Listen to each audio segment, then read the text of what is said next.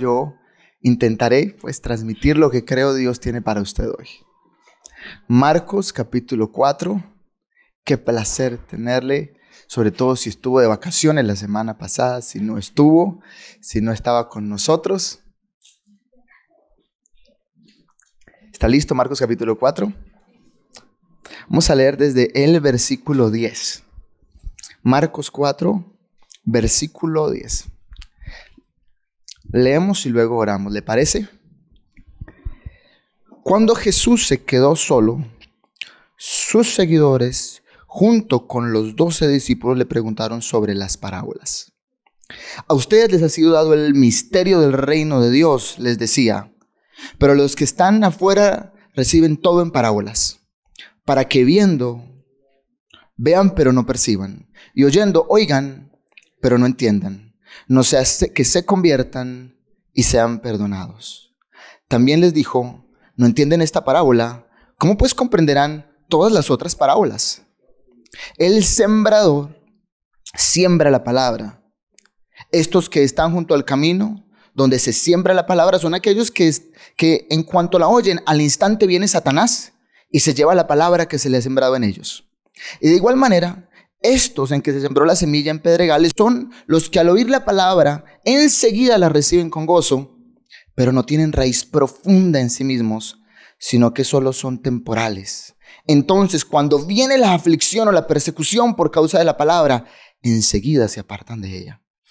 Otros son aquellos en los que se sembró la semilla entre los espinos.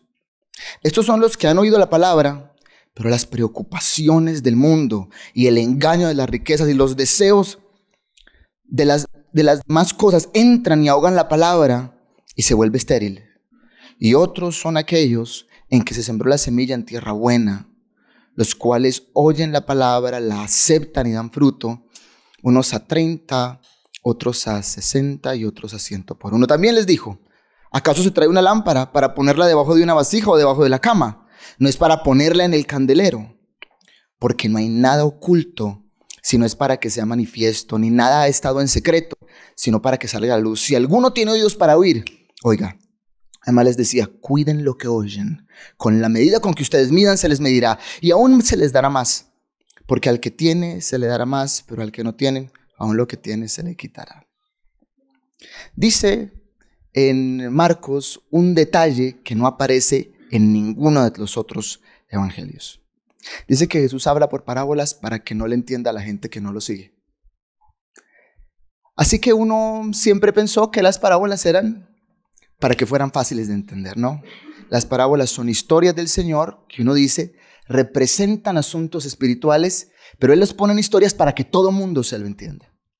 Pero Jesús dice, la verdad es que yo hablo como hablo para que solo me entiendan ustedes. Y no lo van a entender inmediatamente. Las parábolas y las enseñanzas de Jesús tienen una dificultad. ¿Cuál dificultad? Que cuando el Señor Jesús te habla, el único que te puede explicar lo que te quiere decir es Él.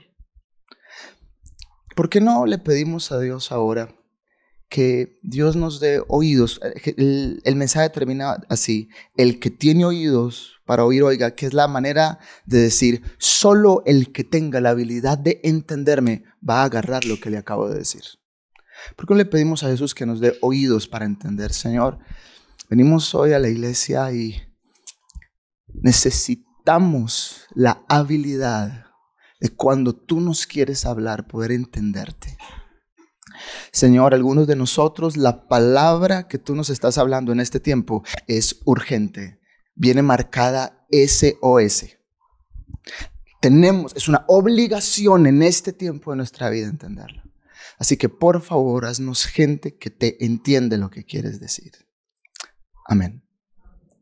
Entonces dice que los muchachos no entienden lo que Jesús les está diciendo. Y lo que hacen los seguidores y los 12 discípulos de Jesús es un modelo para nuestra vida.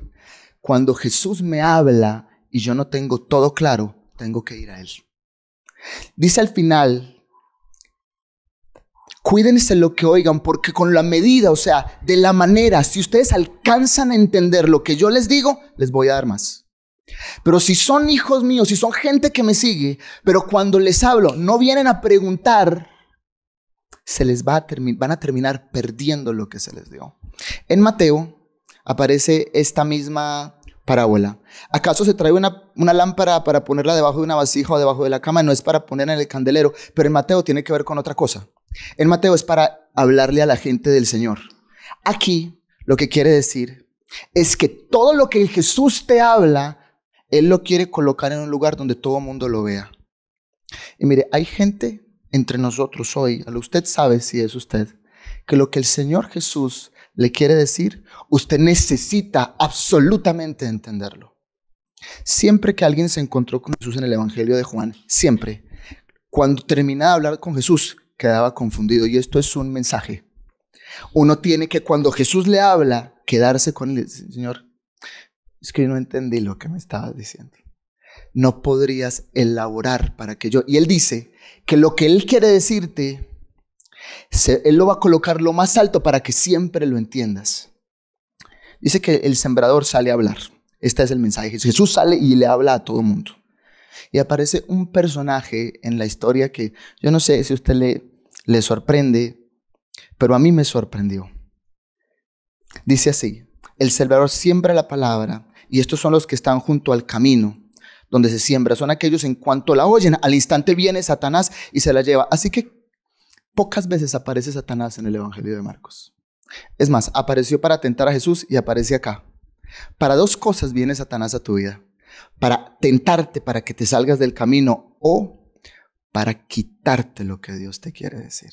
¿Cómo sabes tú si eres una persona que Satanás le quita la palabra? Si tan pronto escuchas lo que Dios te dice, tienes el hábito de desecharlo. Eso no era para mí. Yo no estoy listo. Yo no tengo la fuerza para hacerlo. Si tan pronto escuchas lo que Dios te dice en la Biblia, cuando estás orando o en una predicación o como sea que Dios te habla, tan pronto lo oyes, dicen, yo no lo quiero. Así que usted tiene una batalla con un enemigo que usted tiene que intentar apartar. Esta es mi primera historia de la mañana. Una señora en mi iglesia estaba intentando saber, era una señora ya de edad, si se tenía que casar con este hombre. Ella, por supuesto, ya tiene hijos y le ruega a Dios: Señor, si tú me hablaras, tú sabes que este hombre me parece atractivo, está en mi escala económica, tiene una profesión con la que va a poder sostenerme, necesito que me hables. Se citaron a comer. Para él era un día de compromiso con ella. Para ella era un día de decirle sí o no. Justo cuando ella se está sentando, el Señor Jesús le dice en su corazón, no en su oído. Uno sabe cuando Dios le ha colocado algo que uno no puede resistir. Le dice: este no es el hombre que yo tengo para ti.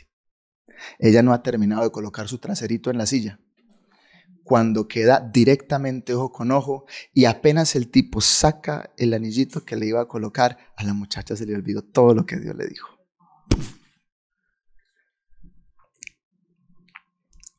Inmediatamente, mira lo que dice: el sembrador sale a sembrar. Son aquellos que cuando la oyen, Satanás tiene esta tarea, ha decidido tener esta tarea según este versículo. Al instante usted oye la palabra, Satanás viene y hace lo que sea para arrebatarle lo que Dios le dice. Así que, ¿qué tiene que hacer una persona a la que Dios le habla? Entender que el momento en el que Jesucristo le dice algo es el momento más importante. El momento que tiene el poder de redirigir tu vida es el momento en el que Dios le habla. Yo estaba pasándola muy mal en Estados Unidos en un periodo de mi vida. No le cuento los detalles, es una historia larga, pero yo recuerdo estar pidiéndole a Dios que me dijera qué iba a hacer conmigo. ¿Qué va a hacer conmigo en este tiempo tan difícil que estoy pasando? Yo recuerdo que Dios me dio una promesa que está en el libro de Job, que dice: y olvidarás tu miseria o te acordarás de ella como aguas que pasaron.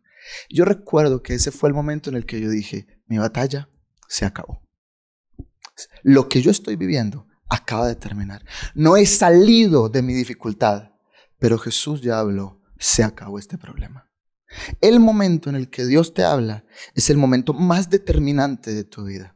Tú puedes lograr lo que sea. Yo siempre le digo: ¿quiere plata? 10 años de universidad le dan plata a cualquier persona. Lo ponen en la escala salarial más alta. Pero quiere que le vaya bien en su vida. necesita el oído que escucha. Le vuelvo a leer lo que el Señor Jesús dijo. Cuiden de lo que oyen con la medida. Si yo les hablo y ustedes guardan la palabra, así se les medirá y aún se les dará más. Porque al que tiene, Dios le habla más. Pero el que no tiene, aún la palabra que se le tiene se le quita. Primer enemigo que tiene usted cuando usted quiere caminar con el Señor, Satanás. Esta es su primera batalla. Y de igual manera estos son los que sembró la semilla en pedregales, son los que al oír la palabra enseguida la reciben con gozo, pero no tienen raíz profunda en sí mismos, sino que solo son temporales. Entonces cuando viene la aflicción o la persecución por causa de la palabra, enseguida se apartan de ella. Y ve lo que dice, son temporales. Los que por un instante, dice, qué lindo fue que predicaron hoy en la iglesia. Si lo ve, cuando reciben la palabra dicen, Dios, eso era para mí. Pero mire, ¿cuál es su tarea cuando usted siente que Dios le habló y le da alegría que Dios le habló? Uno siempre dice, ¿cómo me siento de feliz hoy domingo? Ya sé lo que va a pasar con mi vida. Su tarea es seguir igual de feliz el lunes. Igual de feliz. Que si alguien se le acerca y le dice, mira que me dijiste que Dios te había hablado el domingo, te vi muy contento, pero ya es sábado y otra vez usted está devastada, devastado. Es un problema de, si el primer enemigo era Satanás, su segundo enemigo es, dice, son temporales porque viene la aflicción o la persecución por causa de la palabra. Y mire, cuando Satanás no puede llegar y quitarte la palabra, dice, no le pude quitar la palabra, pero no es que me quede sin elementos. Dice, la aflicción o la persecución. O te aflijo para que digas, no sé, mire si a usted le ha pasado, pero cuando uno ha estado por mucho tiempo con una batalla, llegan a veces algunas noches que son tristes. Y esto me ha pasado a mí. Cuando uno está triste dice, yo ya no puedo más, necesito algo que me dé alegría. Y vuelve uno a aquella cosa con la que había estado luchando por mucho tiempo y que le estaba ganando. Y es completamente contraintuitivo porque en su momento de tristeza lo que usted necesita es soportar un poco más, retener lo que Dios le dijo un poco más, asegurarse de sostenerlo, porque dice Santiago que Satanás no tiene buen poder de resistencia, porque dice, si tú te humillas a Dios y resistes al diablo, él se va. Satanás no tiene buen pulso. Él no tiene, si usted logra decir, mire, esta es una enseñanza que le doy a toda la gente con la que tengo un buen rato para hablar.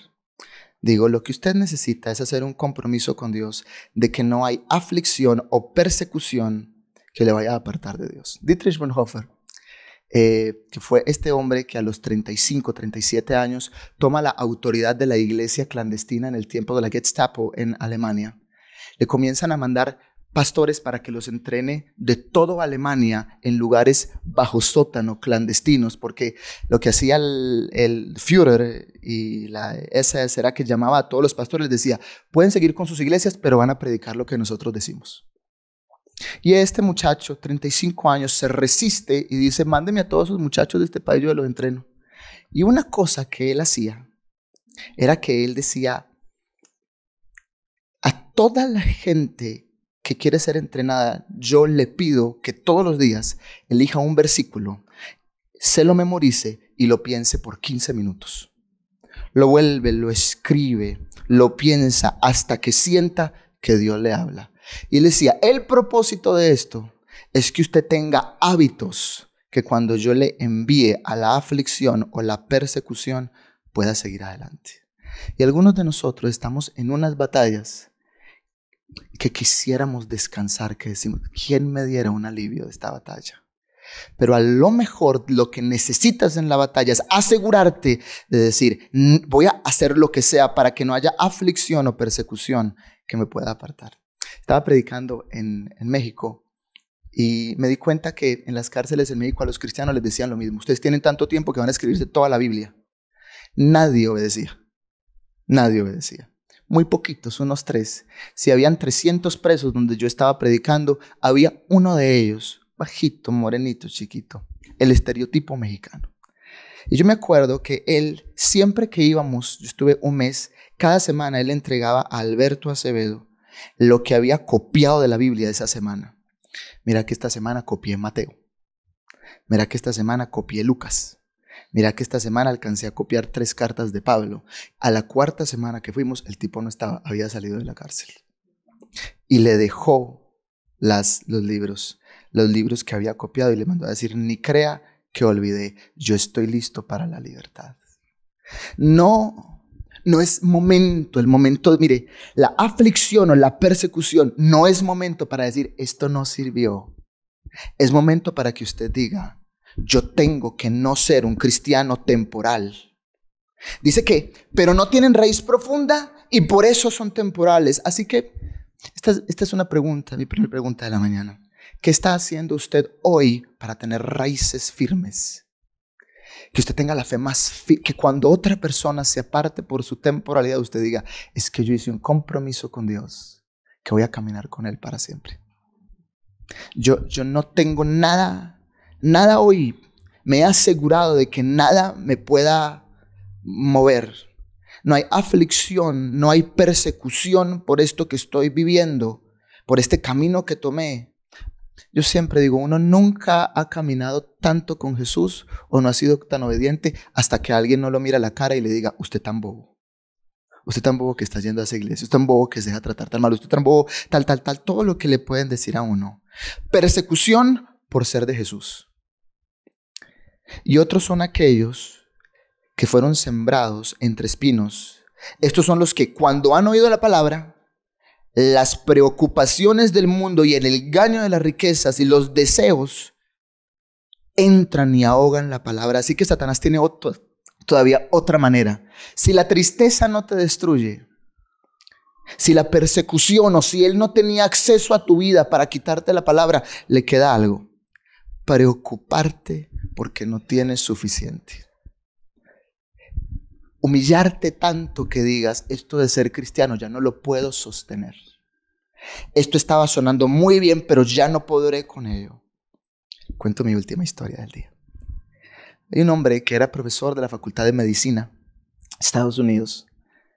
Profesor de esos brillantes que los ponen a dar decenas de clases. Tenía muchos estudiantes. Un día está pasando por un lugar y estaba como cansado, se metió en una iglesia y escuchó que estaban peleando, una iglesia como de 20 personas, diciendo, es que se fue el pastor, necesitamos un nuevo pastor, vamos a votar por el nuevo pastor. Y el tipo no es cristiano, nunca ha estado en una iglesia, levanta la mano y dice, yo puedo ser el pastor. Yo puedo ser el pastor de la iglesia, yo tengo como 200, 300 estudiantes, ustedes son 20, yo los llevo a ellos como ovejitas, díganme qué tengo que hacer y yo los pastoreo. Y la iglesia le dice, tipo, está loco, sáquenlo a las patadas. Eran 20 y los 20 lo dirigieron hasta la portería. Y dice que al otro día, cuando va a comenzar clase, un tipo se le acerca y le dice, ¿qué hubo? Entonces usted ahora es pastor. Era uno de sus estudiantes, yo estaba ahí. Usted ni siquiera es cristiano. ¿Cómo se le ocurrió? Y el tipo en una vergüenza le digo, yo no sabía que eso era así. Este tipo se convierte con los años. Y uno de esos días que está en su iglesia, Dios le dice, yo siempre digo, nadie puede hacerse voluntario para hacerse pastor. Nadie puede decir, yo quiero ser pastor. Dios te tiene que llamar. Si Dios no te llama, el servicio es... Uno puede hacer 1000 cosas en la iglesia, pero las altas ligas del servicio a Dios están reservados para aquel al que Dios mira. Solo Jesús te puede llamar. Y un día él está en la iglesia y siente que Dios le dice, yo te he escogido para servirme. Y él le dice, ¿a dónde? Y Dios le dice, ¿a dónde crees que te voy a mandar? Allá donde te hiciste loco y levantaste la manito. Allá te voy a enviar.